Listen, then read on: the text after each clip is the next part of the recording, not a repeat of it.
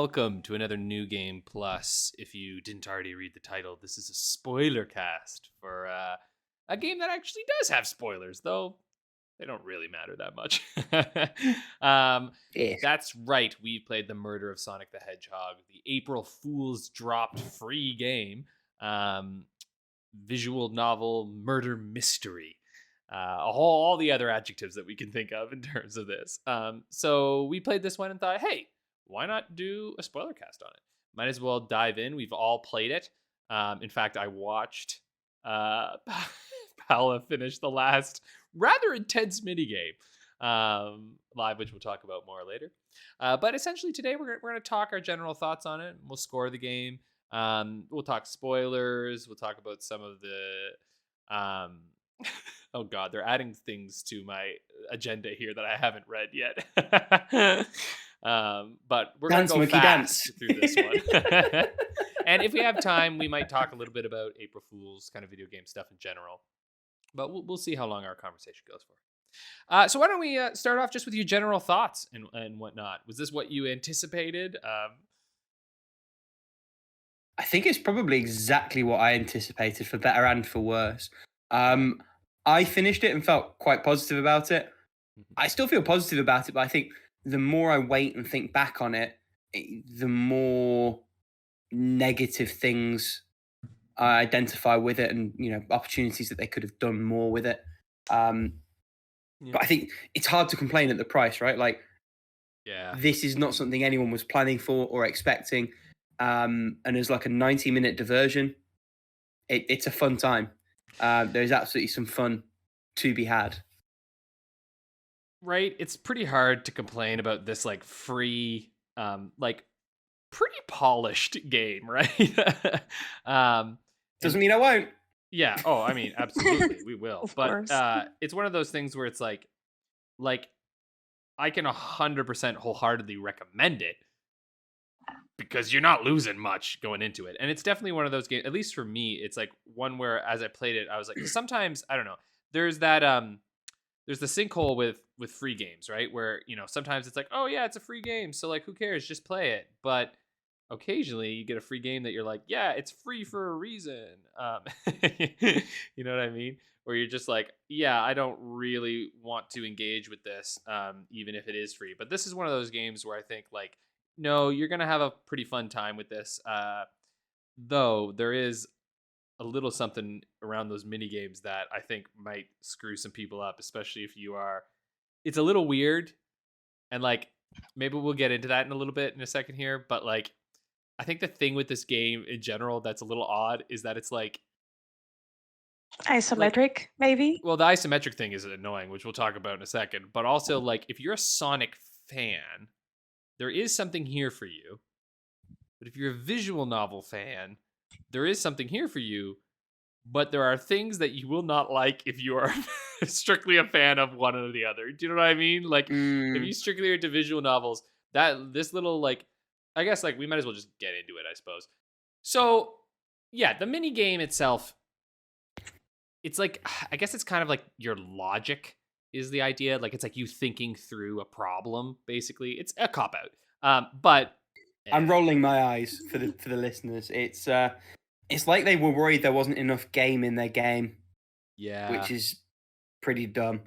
I liked it the first couple of times, but they kept ramping it up, and I felt like it was an arbitrary decision to keep it in there and to ramp it up in that way.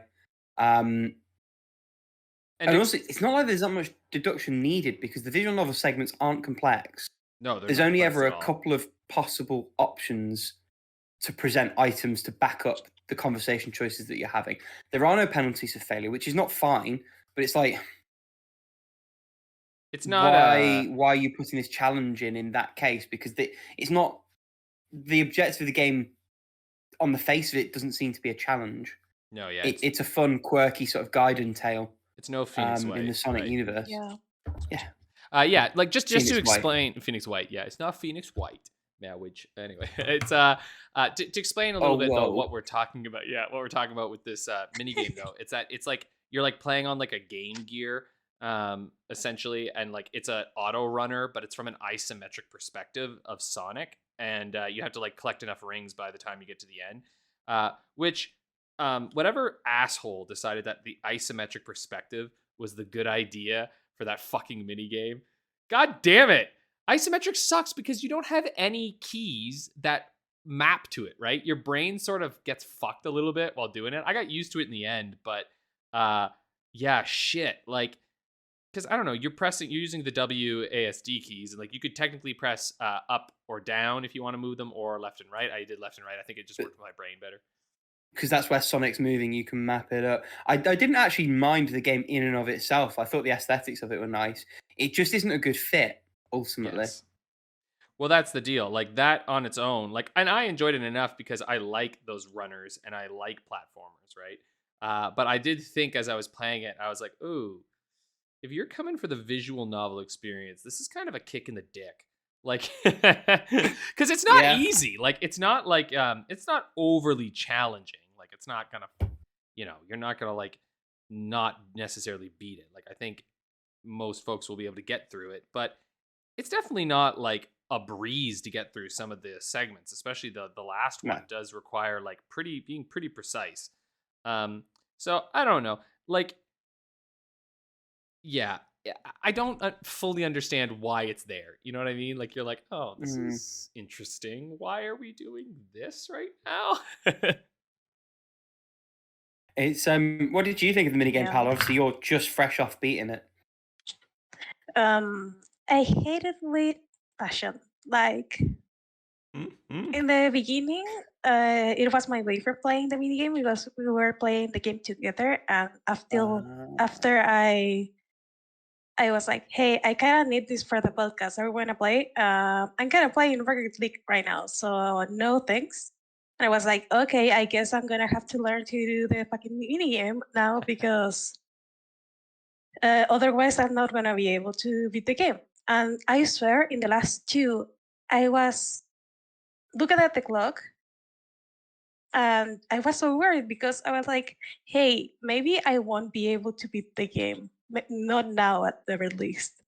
But as Alex saw, I was able to, not without suffering through it. Yes. Because of how much stuff the minigame throws at you at the very end. Like, especially, I think it was the second to last, especially, that had like every single hazard that the minigame ever showed you. So I wasn't a happy camper. I was like still like engaged in the story, but the minigame was a major turnoff for me in that regard. It is weird because the actual visual novel and story is actually quite fun. And it felt like you didn't even need this minigame. You know what I mean? Like, I'd start playing the minigame and I was like, can I get back to the story thing? It's actually pretty cute and fun. Like, I was like, I don't need to be pulled out into this like minigame every time. Like, it more felt like it was just checkpointing me from going through the story, you know? Like, I don't know. Make sense? Yeah, it was silly. It padded out what could have been like a tight hour long VN, needlessly, ultimately. And again, thematically, it doesn't really work. As I remember, it's pitched as you've got to think about what Sonic would do in these situations. And obviously, Sonic runs and goes fast, and so I suppose if I run fast in my head, I'll solve the problem. Yeah. Doesn't make a lot of sense, does it? No, doesn't make a lot of sense at all. It makes sense at the end of the game because that's actually like, it's literally Sonic running through the train, which like at that point it makes sense. But then you're outside the train, so that didn't make sense. It doesn't make a lot of sense. Yeah. If it had been used sparingly, I don't think any of us would have had a problem with it. The fact that it's every other minute in the game is what sort of makes it a problem. Yeah. Should we talk a little bit more about that story? Because I feel like there's a lot to unpack there. So for anyone who's not going to play this hour-long game, the concept is it's Amy's birthday, and she has invited all of her friends to come and do a murder mystery experience on this robotic train. Sonic ends up being quote-unquote murdered, but for realsies. and then over the course of the first half of the game, you're working out who the murderer was, and that is from an eclectic cast of like Sonic's weird friend roster. Like Vector the crocodile is there. SBO, the whatever the fucking animal he is there. I don't know what the fuck SBO is. Like a chameleon or some shit. I don't know. He's from like another dimension. He sure is or something. So it's a real random bunch. And then at the end, you find out that the train is actually one of Eggman's, and it's driving you to Eggman's lair. Which I did like that. Eggman promised that it could. I kind of did, and I kind of didn't. It was a nice way to tie it back around. I thought the whole thing of the train just wants to be with its conductor forever was kind of a bit twee and silly. I could just about stomach it. I kind of wish they'd gone a little bit harder. I think there's always a sense with something like this of a missed opportunity, and I definitely didn't think this at first.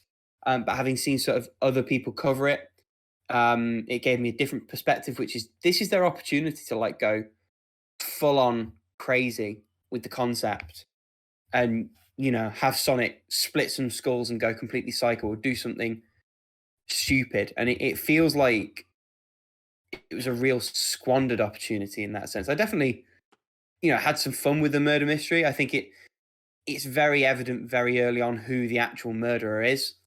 And then it sort of takes its little turn and the story goes to an obvious and inevitable conclusion there. I think I will always go on. I was gonna say I do agree with you. Like I think you're right. Like it would have been, but like there's no chance in fucking hell they were ever gonna do that. Just because of like with Sonic's movies and stuff right now. Sonic is a brand now more than anything. Like there's no way. Like there was a lore consultant on this game from Sega. Yep.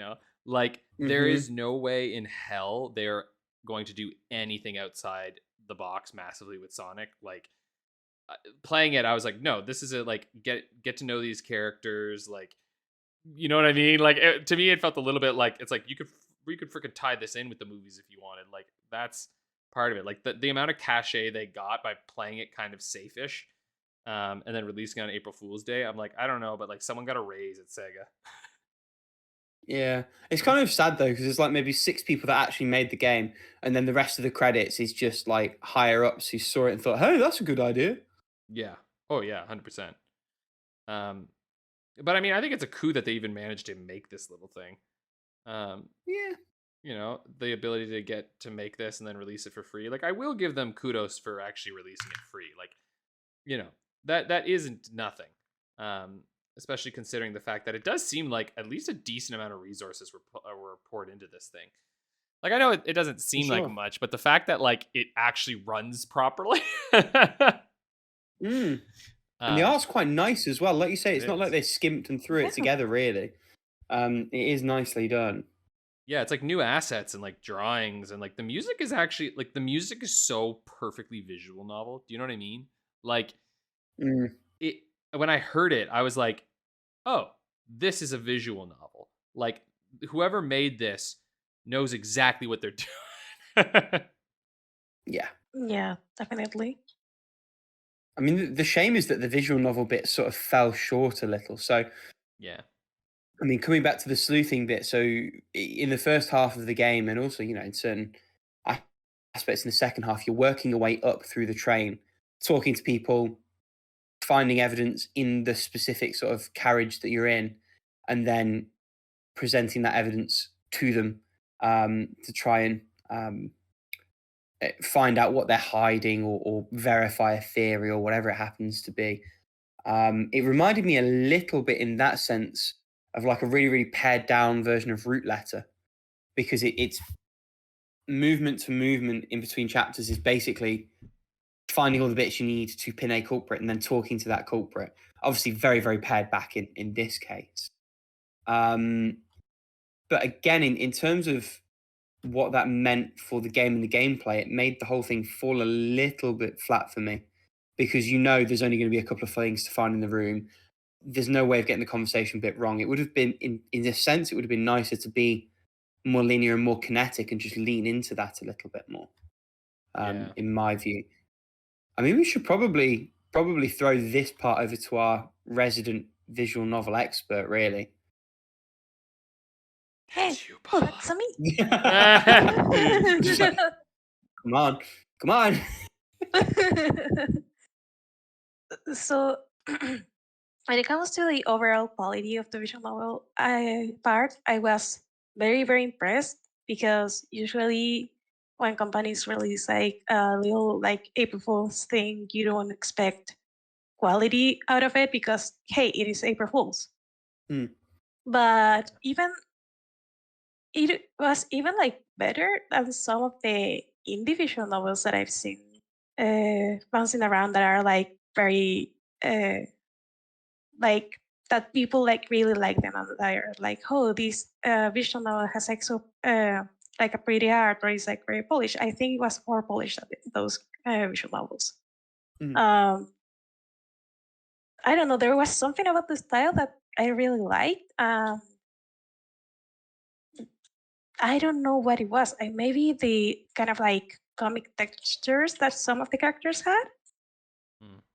They had like those little dot textures that I think that make the sprites like really pop in that regard without having to go like super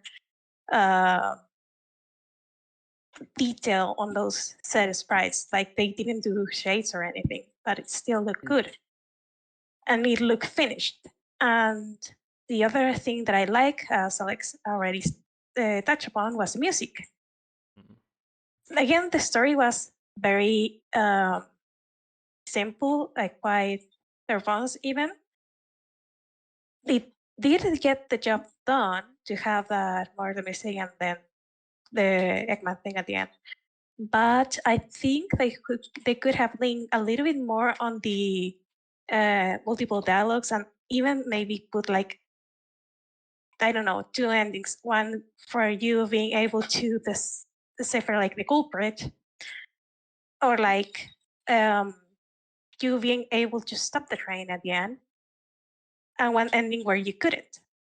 That like there was 0 way to fail, and like I still don't know why there was like an option that like a no fail option in the menu when you couldn't even fail in the first place. Maybe it was like for people who didn't like the minigame as much and you can just skip it or like that's probably what it's for, skipping something. the minigame. Yeah. Maybe I should have tried that one because oh my god, the minigame kept kicking my ass, especially in the last few rounds of it. And Paula wasn't happy about it because it took away from the story. And like, I kid you not, I was like 20 minutes stuck in one of the last mini games, like just before you have to do like the 3. It was 3 rounds of the mini game, something. And I was like, come on, I just want to see how the story ends. Don't block me out of seeing the ending because I can't beat stupid minigame. Yeah, I mean, it wouldn't surprise me if that's got like a bearing on how quickly people have finished the game, because the overall like timing on the website, I'm just double checking my memory on this, is like 2.5, 3 hours. It's 2 whereas hours I finished this in under 90 minutes. Yeah, I think I was 2 hours because I left my computer open for a while. And it's the only space that there could be extra time taken up because there's so little flavor text outside of the critical dialogue options and things that you need to click on. Like there's a fun running joke about finding things in the trash, and that's about it in terms of external flavor text. There's no anything you click on is either plot relevant or it's not going to respond when you click on it, which is a shame because the visual novels this sort of investigative visual novel type thing, half of the fun is just clicking on random shit and hearing what your character thinks about it. I mean, to be fair, there is some random shit you can click on. Few and far between though, right? Like there's not loads. And I suppose there's those 2 or 3 on the top of each cabin. Yeah, I always found there was at least 2 or 3 that weren't relevant to the story in each one that I went through. But I don't know. I just clicked on everything. I was like, oh, I see it all. But there's less than in most visual novels. Like, I think you're right there. Yeah, definitely. There's less stuff to click on, and the thing is that you really only needed like a couple of pieces of information to progress the story, and I don't know, there's something about it that irks me. Maybe because I'm are used to having a lot of like pieces of evidence to work in, like in Ace Attorney or even in Danganronpa. So they did. I feel they could have leaned a little bit more on the murder mystery aspect of it, and have like a maybe more evidence to work it with, or like more things to connect. I think because still there was like canonically like 1 hour where they had the time to just mingle around and kill Sonic. So I guess they couldn't like just say, "Oh, I did this and then they did this and then did this other thing," because then it wouldn't make sense that someone was able to do like so many things in 1 hour. But again, you have a character that read a fucking book in 1 hour and was able to do more things with their time. So yeah, I mean, I don't really care too much about logic. The characters are like, the characters are like anthropomorphic animals. Starting there isn't like much logic about it, and a little very thrown into the drain. So, fuck logic. I mean, the way I look at it is like, I don't know. I think the game met my expectations when coming through with it, because like I totally agree with y'all. Like there's stuff within it that I'm like, yeah, you could probably bump this up and bump that up.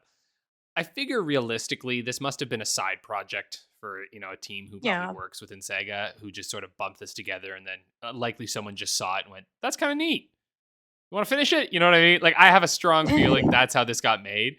And so like I think all those comments are totally on point, but also at the end of the day, like it was very cozy. I found in terms of like it felt like a kind of unified look into the Sonic world, and I don't know. I just enjoyed it because it was like, it was funny. It was kind of, it wasn't, and it also like, it wasn't super fourth wall breaky, like, which I was a little worried that it might be, where it's like a joke where it's like, haha, but it's like, no, they actually tried to like make it consistent within its own little world here. And like, yeah, they got little jokes and stuff. Played it straight, yeah. But yeah, they played it straight. And I actually think that ultimately made it a stronger experience than had they, gone and just tried to like mess around and be really like, hey, look, Sonic's murdered, wink, wink, wink, which is why I mentioned that I liked the idea that it tied back to Eggman, because I was like, classic.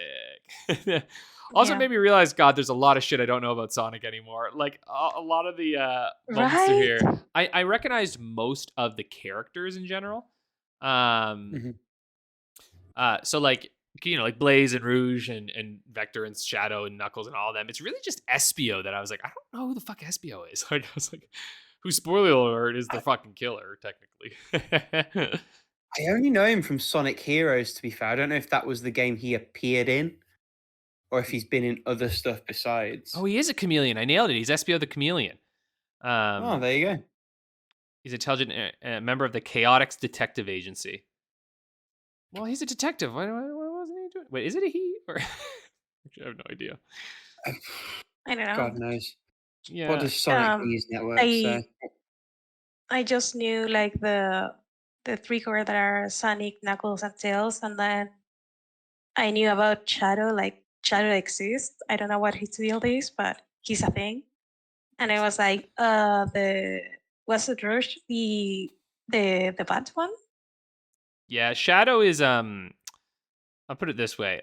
Shadow to me has always been like, he's the epitome of the late 90s, early 2000s. He's hardcore Sonic. But they actually made him kind of fun in this one, I found. But that's literally all he is. Okay, where was his first appearance? Knuckles Chaotix. What the hell is that? Like a spin-off. It was a spin-off platformer that they made for the 32X. So it looks like that's where Vector started as well, I think. I think so. And then they tied in Espio Vector and someone else on a team together in Sonic Heroes. Hmm. And then after that, I think he's just been a bit part character that they pull in for other stuff. I mean, by the looks of it, yeah, because then his other mentions are Shadow the Hedgehog, Sonic Rivals, all the Olympic Games. Looks like he's a trophy character in Smash Bros. Brawl. And then, yeah, it's just loads of little pop-up appearances. Interesting. Yeah, there's a lot of characters that didn't make it in here, but like the ones who did felt to me like the ones that made the most sense for the most part, except maybe SBO. Yeah. I mean, even Espio sort of makes sense, right? Because he's a chameleon, a friend of Knuckles, so he's in the friendship group. He's that way minded, so he'd be into that sort of game. Don't know if I'm giving them ever so slightly too much credit. I'm not probably sure. A little too much, but that's okay. Maybe teeny bit. And obviously, sorry. I was just gonna say it was nice to see some of those like lesser known characters given a bit of love, because they probably could have like played it closer to the more recent stuff and ignored some of those other characters and done it that way. But it felt nice to see them sort of pulling from the back catalogue a bit more, especially Blaze, because she's only been in the Sonic Rush games, I think. I don't think she's been in anything else. Is that true? Really? Oh, wow. I think so. I might be making that up. I thought so. I mean, listen. I have zero idea who I forgot the name of the character. Damn it! And you just said it. Blaze. Blaze. Blaze. Sorry. Blaze the cat. That's the one. That's supposed to be a cat. Mm-hmm. Yeah, she is in Sonic Rush. Yeah, that must be the ones. What is Sonic Rush anyway? DS Sonic games. They're actually quite good. Oh yeah, I totally remember seeing her face all over those games when I was a kid. Yeah, the DS ones. Oh my god, yeah, that hits me. That hits back. Yeah. She was like a playable character, so you could play Sonic or you could play as Blaze, and she had a slightly different moveset. Yeah. I mean, all the characters, like, I guess, like, to just, even just list them out, right? Like, you have, obviously, Sonic, which is obvious. You have Amy. You've got Tails, of course, who's, like, your detective pal for this one. Amy is, like, the journalist. And you've got Shadow, Knuckles, Blaze, Rouge, Vector, and Espio. And I think that's everybody, isn't it? And then there's, like, the conductor and stuff. But I'm pretty sure that's all the characters in it. I think you've hit them all, yeah. And, of course, as we know, Eggman. Yes, and the flicky in question. It was twee, but I think for a game like this, it was kind of a nice way to play it, where it wasn't. Eggman was kind of like, "Oh, you're coming, sweet," and it was the train being like, "I want to claim, and I want the conductor to stay forever. Please make him stay forever. I cannot lose my friend." Also, I thought it was really funny because like Eggman felt a little Elon Musky in terms of like he's like corrupting public transit, which I just really like. That's like straight up the billionaire plan where they try to mess with public transit, and I was just like, nice, I like that. It was also slightly kind of dumb, like, I built all the railroads and no one noticed it was me. It was like, right? Well, I love it because it's so stupid. Like Eggman's plans are always so stupid in general, right? Like there's just nothing good on them. I don't know. It reminded me of like Sonic from the 90s a little bit, Now that you say like, the Dr. Eggman was like corrupting the transit. Public transit. I remember watching a video where Eggman was trying to fuck up the United States healthcare system, and it was like, hey, I'm gonna do this and this and this. You know what? They already did that. I'm like, and Eggman was like, what? Wow. But how about this? And they have to pay I don't know, their kidneys for insulin, and I don't know if it was Shadow or what Shadow, I don't know, but they said like, hey, that's already been done. You can't mess with something that's already fucked. Yeah. Is this an American joke that I'm too British to understand? Probably. Well, I mean, the NHS is kind of shit now too, isn't it? Yes. But you have to pay for it, right? Sure. Well, exactly. It's the same thing here, right? Our healthcare system is awesome because we don't have to pay for it, but then politicians try to tank it. They're like, let's privatize everything. I feel like this is probably not the direction that people who tuned into this podcast thought we were going in. You just never know where you're gonna go, folks. It's laugh a minute here. Sorry for the tangent, but I just had to share it because of it just popped up in my head and it was like, hey, this could be fun for the podcast, or maybe not. Anyway, I'm still left with the overwhelming feeling that this game played it way too safe. Yeah. I mean, I think that's a pretty safe take. Sonic thing to do.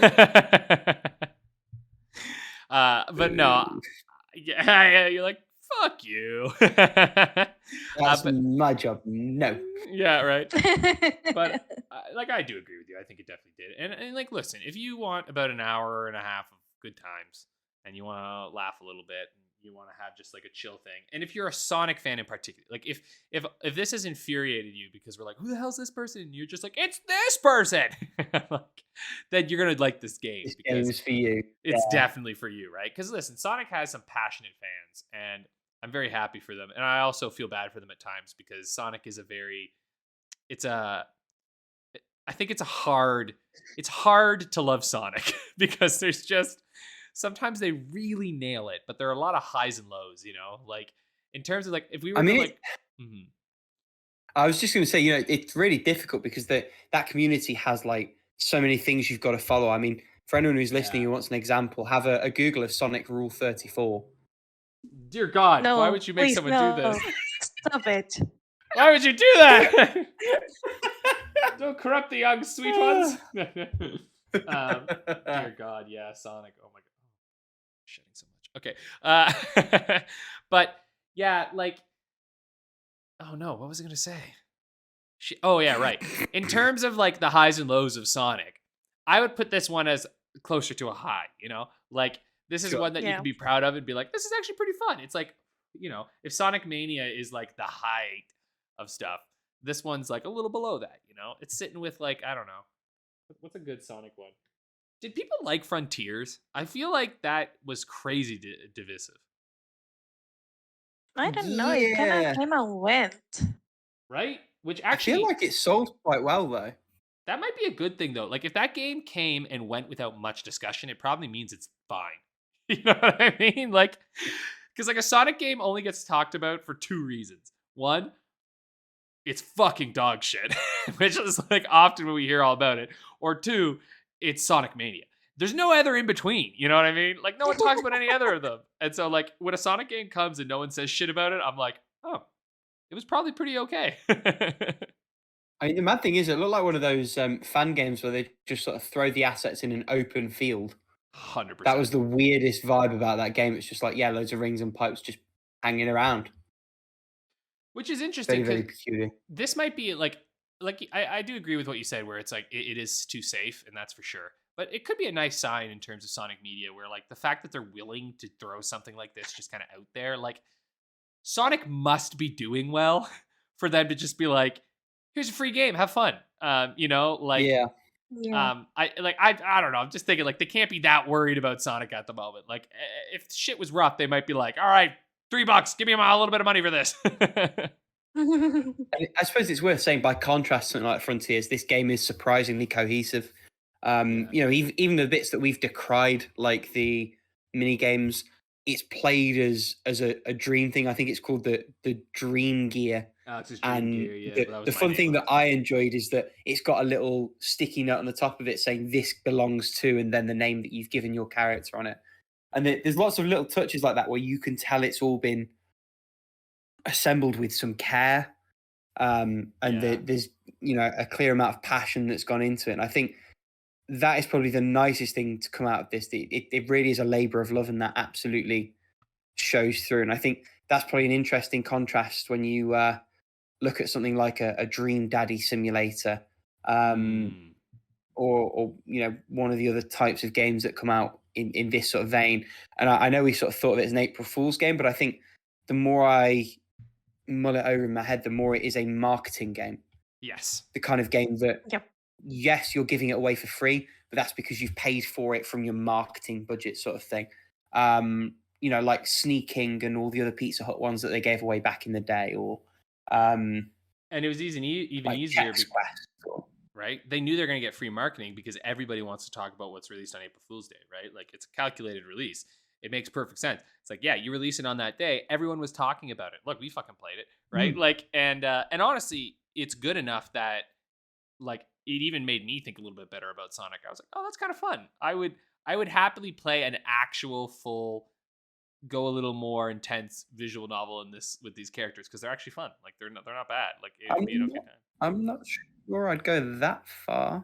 I mean, I would honestly if they went if they adjusted and they went a little more into it and like did a little more with it. I honestly would. I had a pretty good time.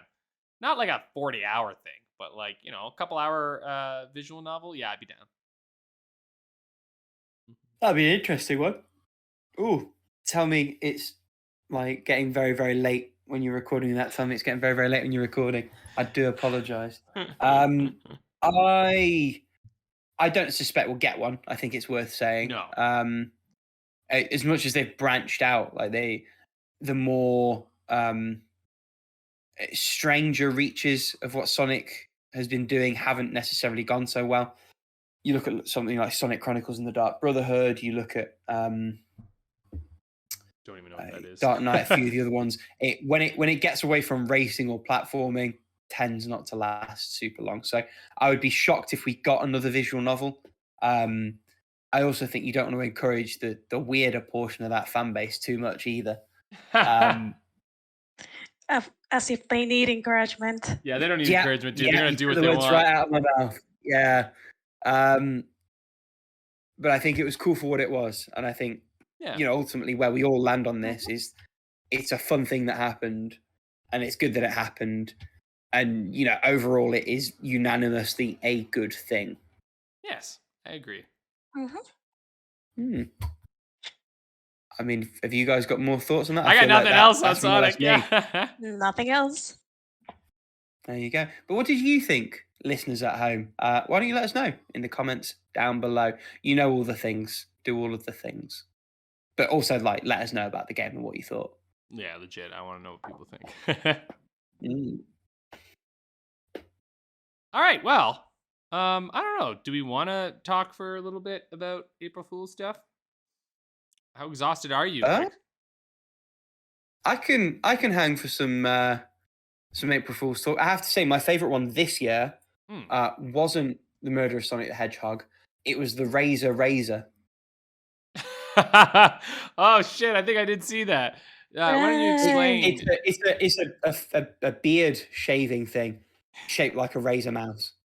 Wait, that's actually a razor thing? I saw it. It's not a looked real like a thing, mouse. but it's a real April Fool's thing they did. It's the Razor. It's a mouse that's also a razor. I love it. And to be fair, their April Fools are not always distinguishable from their actual products because they've done the Razor. They've done like pretend VR one-piece suits. But then they've legitimately released like little finger glove things for gamers. And then like the Razor socks were a thing. And just all kinds of stupid, utterly pointless products aimed at quote-unquote gamers. It's interesting because I feel like this year in particular, maybe even the last like years or so, the April Fool's jokes and stuff that are coming out have been more obvious, maybe, and like almost to the point of where people are like, don't try to fool me, man. Like we're all a little like, please God, just don't. Everyone's a bit on edge. Let's not fuck this up. Exactly. So instead, they just kind of make it like fun. Like I actually very much liked IGN's little one they did where they were like showing like the Nintendo Switch Online like Chris Pratt mode for the Mario games and stuff. I think I saw that. Yeah, which it's so stupid and so also I thought it was so funny. There's like people saying like this is like so obviously like April. And I was like, are you guys for real? Like, of course it is. Like. They're not trying to actually fool you with this shit. It's a joke.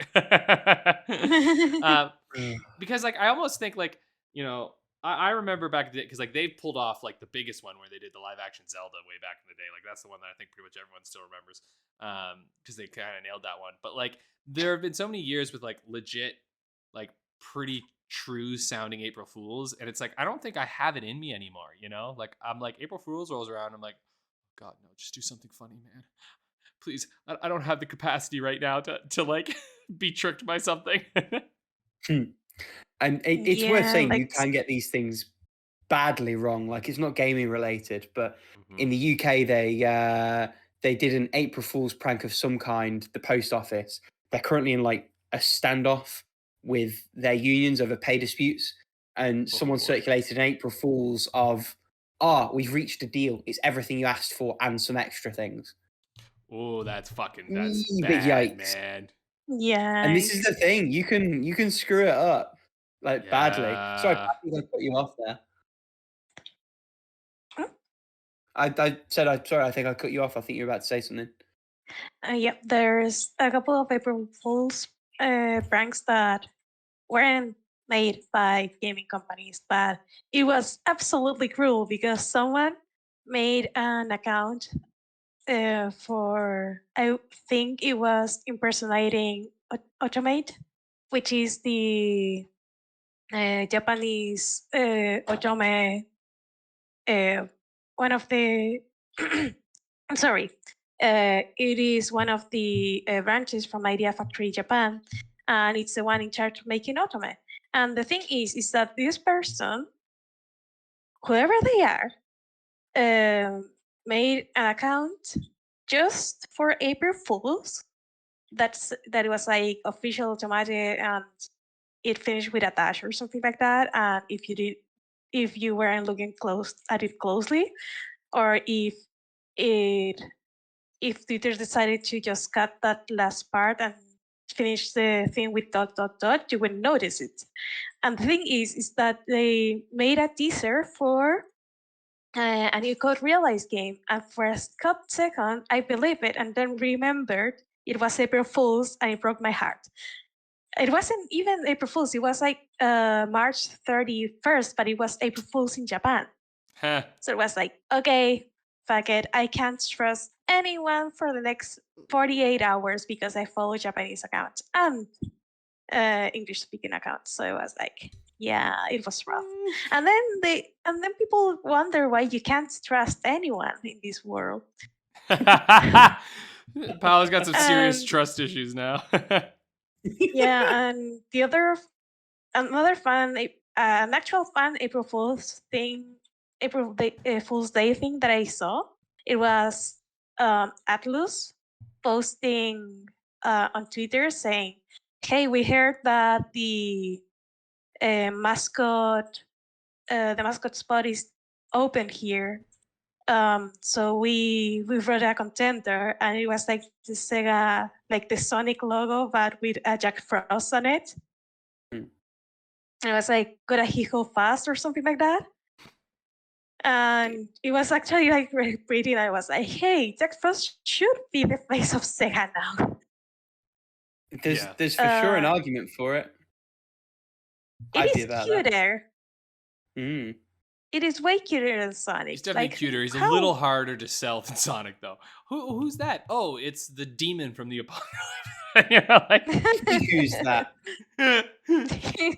Just the little demon from that hard as balls RPG. Or Persona from the Persona game too. That everyone's talking still about. A demon. Yeah.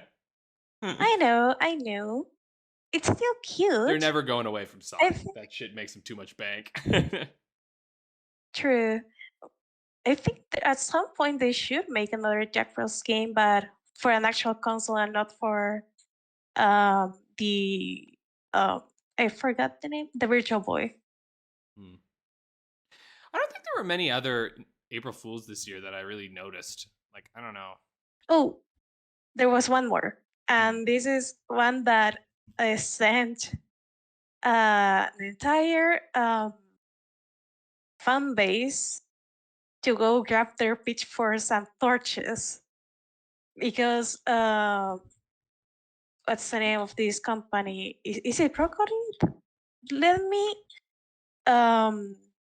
me check real quick before I fuck up or like check out of my ass. No,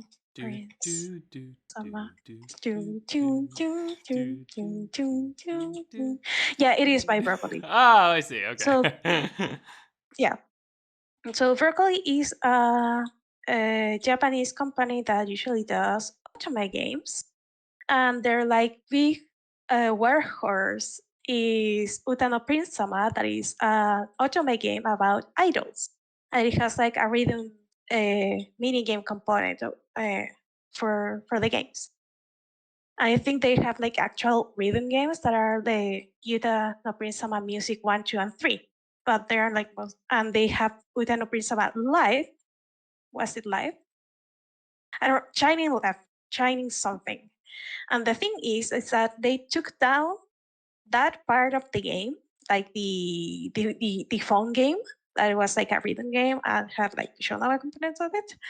And people were livid about that.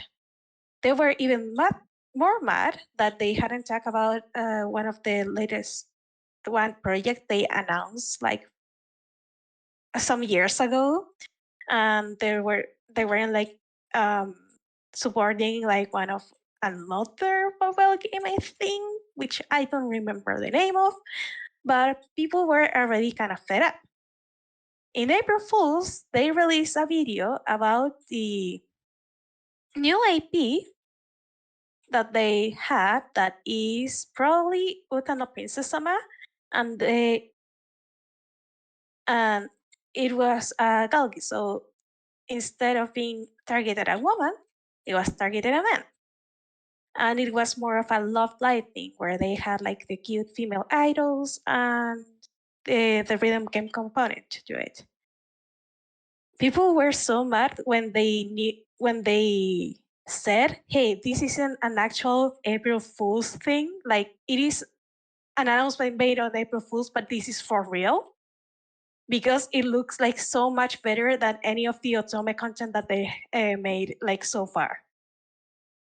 So people were not happy about it. And there was like also a controversy because like a lot of smaller studios or even like bigger studios like made like a visual novel April Fool's jokes kind of thing. And people were like, hey, visual novels are actual games. They're not being like taken seriously by developers. So blah, blah, blah. And for those people, I said, hey, like, can you like wash off a little bit of that salt because you're rivaling the I forgot the name of it. What is the word for salad? Like those like expanses of rock salt. Quarries? I don't. Expanses of rock salt? I don't. Like there's like largest salt flat in Chile. Yeah, they even rival Salar de Atacama, which is the largest salt flat in Chile in the amount of salt they have in their hearts. Okay. Sure. Okay, I see where you're going now. All right, I get it. Sorry. The thing is that people are too salty about is they need to chill. Even though it's kind of hurts that when you see a cool visual novel concept and it's like, hey, it is April Fool's and maybe it's not real. But I'm happy when it is real. Like with Sonic, the murder of Sonic the Hedgehog. So the reality yeah, is, if you're doing a marketing game, like VNs are just the quickest, easiest one to do. There's mature tool sets. You don't have to do too much writing. You don't have to do too much animating. It's just how it is. Yeah, I think that's where people say, hey, they're actual games treated with respect. And it's like, hey, it's the most cost-effective thing to do. And yeah, it's like, so, no offense to folks. And it's like, yeah, totally, of course, they're games, but fuck off. They're also easier to make than other games. I'm sorry. Like, do you know what I mean? I'm just like, fuck off. Like, other games have all the shit visual novels have, but everything has to move around more. It's like, come on. That's awesome. Come at me, visual novels. And on that note, Like, I made a visual novel once, for fuck's sakes. Like, that means they have to be a bit easier, because literally I programmed one and it worked. So I don't know. It's lost to time though, so don't ask me about it. oh, let's loop this back around. I've been doing some Googling while we were trying to find the word for rock salt expanses. And I'm sorry. There was a no, you're all good. There was an April Fool's last year about like the special edition for Sonic the Hedgehog Frontiers, and it was basically just a bath set. I've got it in Japanese here, but it was like a bath bowl, a rubber duck, a Sonic branded bath towel. It's very bizarre. It looks like it was a Sonic fan site rather than Sega themselves that did the April Fools, but nevertheless, it is still strong. Nice. Well, we'll make sure we add this. Oh wow, that's something else, isn't it? It's actually like a pretty good prank. Like they've made it look. It looks pretty legit. Surprisingly real, yeah. Like the plushie and everything. It's also not like that crazy. Do you know what I mean? Like, is it weird? Sure, but like, man, video game companies have done way weirder shit. Well, nice. Well, to be fair, like, not for towels, but usually towels are like cloth posters and stuff like that are very common, especially in Japan. So there you go. Believe it or not. Just wait for a second to just steal the idea. Be like, that's not a bad idea. Mm-hmm. I often feel like April Fool's Day is like partially actual pranks and then marketing teams testing out ideas. Yes. Yeah, Right. like with the Nekobara Otome game. Like that started out as an April Fool's joke, and then it was never an April the Fool's company joke. They were said, always gonna "Hey, make that." there's actually a market for this." Yeah. And Oh, then they that's. released. I feel like when gaming companies like that put out a thing saying like, "Oh, we're gonna make this game," that's never fucking April Fools. They mean it. They're just like, "Is there enough?" Well, in that case, I think that pretty much covers it. Hey, that's we got ourselves some Sonic. We got ourselves some April Fools. Our April Fools is that this is releasing in March. Or no, what is it? Fucking May, not March. God damn it. Well, actually, no. 24. Technically, it's a great joke if you delivered it right. Yeah, technically, this actually will release in April, so it's fine. We didn't miss the month, at least. It's just going to come out in April, so there you go. Well, thanks for tuning in, folks, to this new game plus. And we'll see you next week. Bye. Bye.